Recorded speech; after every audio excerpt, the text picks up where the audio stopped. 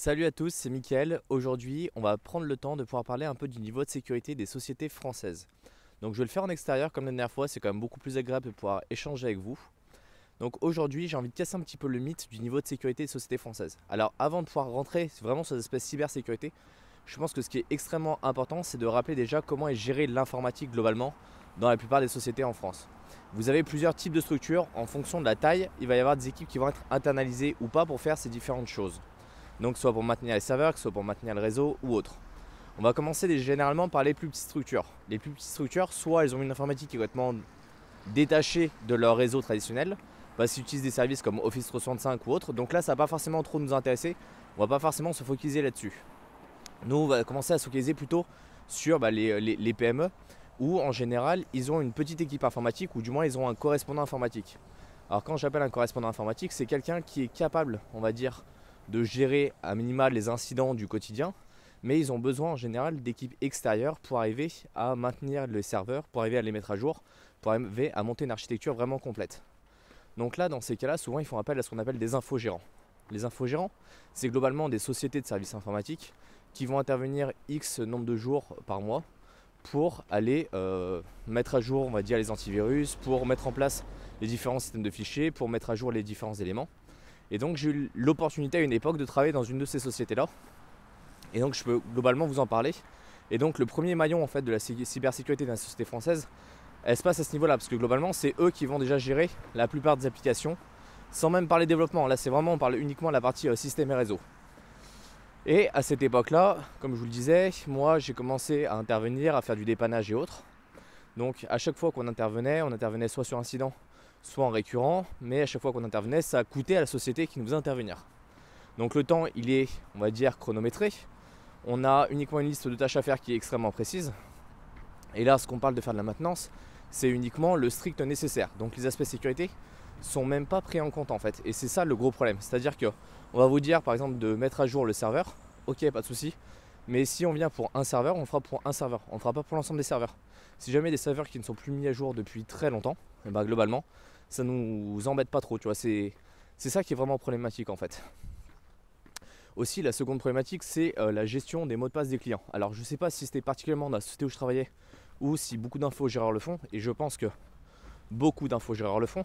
C'est qu'on avait des fichiers Excel avec l'ensemble de nos clients, avec le nom d'utilisateur pour chaque serveur et le mot de passe pour chaque serveur.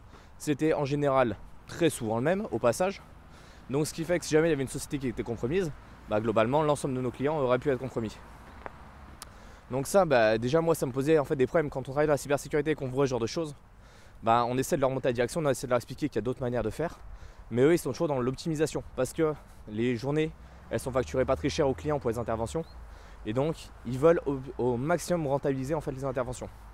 Donc ça déjà en fait c'est vraiment une première problématique parce que le premier maillon qui est censé conseiller et gérer, et bah, ils sont là uniquement pour la partie gérance et infogérance des serveurs, mais pas du tout pour les aspects sécurité. Et c'est aussi pour ça que derrière, quand j'ai fait de l'audit, on a très régulièrement travaillé avec des sociétés d'infogérance parce que eux ils mettaient en place des infrastructures et nous on venait les auditer et globalement on leur faisait faire beaucoup de choses. Mais ça, il y a très peu d'infogérants qui sont capables de dire bah on n'a pas les compétences, donc on a besoin d'avoir une société tiers qui va s'occuper de ça et qui va venir aider à monter le niveau de sécurité. Ça c'est un aspect qui est extrêmement important et il y a beaucoup de sociétés qui l'omettent totalement. Après, sans parler non plus des directeurs informatiques et autres dans certaines structures qui vont faire le blocus parce que la sécurité c'est quelque chose qui va coûter de l'argent, qui ne va pas rapporter directement. Quand ils ont des petits budgets, bah, globalement, ils vont essayer de couper au maximum ces aspects-là parce que bah, ça demande de l'argent de faire la sécurité, de faire la maintenance, de bien gérer son parc informatique, mais c'est pas forcément l'aspect numéro 1. Ensuite, il y a un deuxième élément qui est très important. C'est l'aspect, on va dire, plutôt philosophique. C'est-à-dire qu'en France, on n'a jamais été habitué à faire de la cybersécurité. On essaye avec le temps, on essaie de faire de la prévention, on essaie que les gens prennent conscience, mais ce n'est pas rentré dans les mœurs. Si on prend d'autres États, d'autres sociétés dans lesquelles je suis allé travailler, par exemple, si on prend ne serait-ce que l'aspect du Luxembourg. Luxembourg, c'est une place financière en Europe qui est assez importante. Et donc, eux, ils ont ce qu'on appelle le PSF. C'est une norme pour les services financiers, sachant que la plupart des structures qui travaillent là-bas travaillent autour de ces éléments-là. Et donc, ils sont obligés, en fait, tout simplement, de mettre en place un certain nombre de critères. Je vous prends une différence majeure déjà de base pour que vous puissiez avoir un peu conscience de l'état des choses. C'est qu'en France, en 4 ans d'audit, j'ai vu une seule fois un contrôle d'accès au réseau quand on arrivait à un poste de travail extérieur et qu'on branchait sur le réseau. Au Luxembourg, c'était obligatoire. Il n'y avait pas une société qui n'en avait pas. Voilà, pour vous donner déjà un petit peu l'ordre d'idée en fait, du niveau de maturité en termes de sécurité. Parce que quand on est sur certains secteurs, on est obligé de faire tout un tas de choses. Et c'est aussi là où j'ai été assez surpris en travaillant en France. C'est qu'en fait, il y a des secteurs qui, par défaut, on pense qu'ils sont clairement sécurisés. Mais c'est pas du tout le cas. Des fois, on se dit que certaines grosses structures ont les moyens pour pouvoir faire de la cybersécurité. Et globalement, ils le font pas. Ils le font pas plus que le feraient des petites sociétés. On a vu plus des petites sociétés qui étaient bien sécurisées parce qu'il y avait un administrateur réseau qui avait des compétences et du coup qui s'était dit qu'il allait vraiment développer ça et déployer un maximum de sécurité, alors qu'il y avait des très grosses structures qui avaient du budget et qui n'ont jamais pris le temps de le faire. Si on prend le cas de Uber, le cas d'Uber c'est un cas typique. C'est-à-dire que ces sociétés-là, elles réagissent lorsqu'elles subissent une très très grosse intrusion. Je vous prends le cas d'une société dans laquelle on intervenait toutes les années pour faire un test d'intrusion interne. Globalement, en général, en une demi-heure, 1 heure, on récupérait l'ensemble des droits, on avait accès à l'Active Directory qui est en gros l'annuaire dans lequel la plupart des services viennent s'authentifier dessus et s'identifier dessus. Donc globalement, une fois que vous allez le compromettre, vous avez accès à l'ensemble du réseau Windows. C'est un petit peu le pilier majeur. Et donc globalement, on les compromettait à peu près en 1 heure. Et puis au bout de 4 ans, on arrive. Et puis là, on voit que tout a été verrouillé, tout a été bloqué, tout a été comblé. Et je m'entendais bien avec l'administrateur réseau, je vais le voir et je lui dis mais il s'est passé quoi en fait globalement c'est une bonne chose que vous ayez verrouillé, mais en fait je comprends pas. Il me dit on a subi un très très gros piratage en début d'année qui a été médiatisé.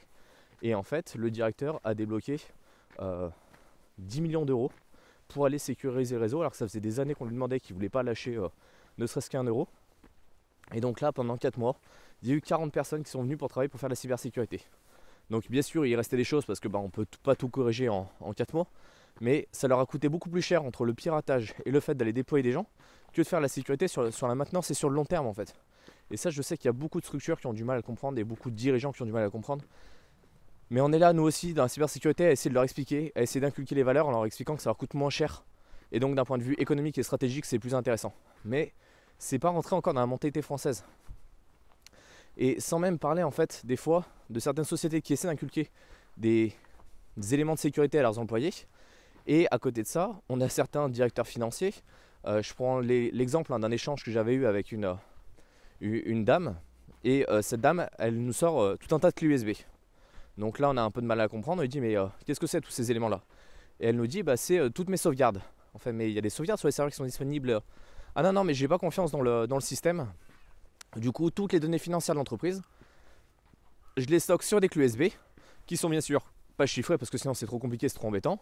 Et puis tout est dans mon sac à main et donc ça m'arrive de temps en temps de perdre mon sac à main, mais c'est pas bien grave. Donc c'est à dire qu'en fait ça faisait des années qu'il y avait des données financières de l'entreprise qui se baladaient dans la nature parce que la dame n'avait pas confiance en fait dans la sécurité de son entreprise, à tort ou à raison, mais globalement elle ne devait pas faire ça. Et en fait ce qu'on appelle le shadow IT, et ça en termes de cybersécurité c'est une catastrophe.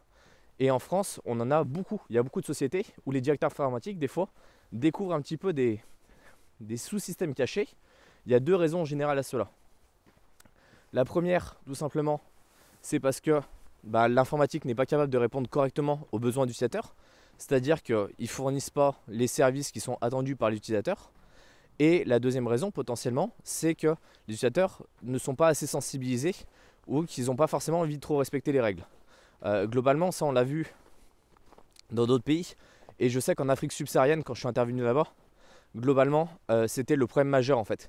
C'est que l'informatique était à peu près cadrée sur certains éléments. Ça, c'était une chose de base. Par contre, la mentalité là-bas faisait que tout le monde essayait de contourner les mesures de sécurité. Ils téléchargeaient tout et n'importe quoi. Et en fait, la plupart des infections, elles venaient plutôt du fait que l'utilisateur contournait les mécaniques de sécurité plutôt que d'une absence de sécurité comme on pourrait avoir par exemple en France. Donc on voit qu'en fonction des mentalités, en fonction des pays, on n'a pas forcément les mêmes problématiques qui sont rencontrées et on n'a pas forcément les mêmes choses qu'on doit appliquer. Et ça, il faut vraiment le comprendre. En France, il y a des sociétés qui sont très bonnes en cybersécurité, il y a des sociétés qui ne sont pas bonnes du tout en cybersécurité. Mais globalement, la mentalité, elle commence à tendre vers une amélioration parce que le risque, les dirigeants commencent vraiment à le prendre en compte. Et ça, je sais que c'est pas quelque chose de nouveau, ça commence à arriver de plus en plus. Et les différentes études qui ont été faites montraient vraiment ça. On a montré que globalement, le risque numéro 1 aujourd'hui pour la société d'un point de vue solvabilité, c'est vraiment une cybermenace, une cyberattaque. Et je pense que ça a été vraiment pris en compte avec l'histoire du Covid, où on a commencé à déployer des systèmes un peu sur l'extérieur qui n'étaient pas du tout mis en compte, qui n'étaient pas du tout adaptés pour la mise sur l'extérieur. Et je pense que certains administrateurs réseau, certains administrateurs système ont commencé à réfléchir, à aller voir leur direction, à dire mais là on est en train vraiment de laisser toutes les portes ouvertes et on risque vraiment quelque chose d'assez élevé. Et donc il va falloir commencer à mettre un petit peu de fonds et à commencer à sécuriser un peu ce budget, aller voir des cabinets qui sont spécialisés là-dedans parce qu'ils n'ont pas forcément les compétences. Il y a des gros problèmes de formation, il y a des gros problèmes de connaissances aussi. Ils ne peuvent pas tout gérer. Quand on a un administrateur réseau qui gère 300 personnes avec 300 serveurs, il n'est pas capable de faire de la sécurité et de la maintenance et autres. Il ne peut pas avoir les compétences, il ne peut pas tout connaître. Donc à un moment, il a besoin de se faire aider et pour ça, il y a besoin de budget. Donc dites-moi ce que vous en pensez. Dites-moi si vous aussi, vous avez constaté que dans les sociétés en France, il y a des problèmes en termes de cybersécurité. À quel niveau vous estimez qu'elle se situe? Et si vous débutez dans le milieu de la cybersécurité, je vous invite tout de suite à télécharger le guide que vous pouvez trouver dans la description. Il est offert. Pensez à mettre un like, pensez à vous abonner et on se retrouve dans une prochaine vidéo. Salut!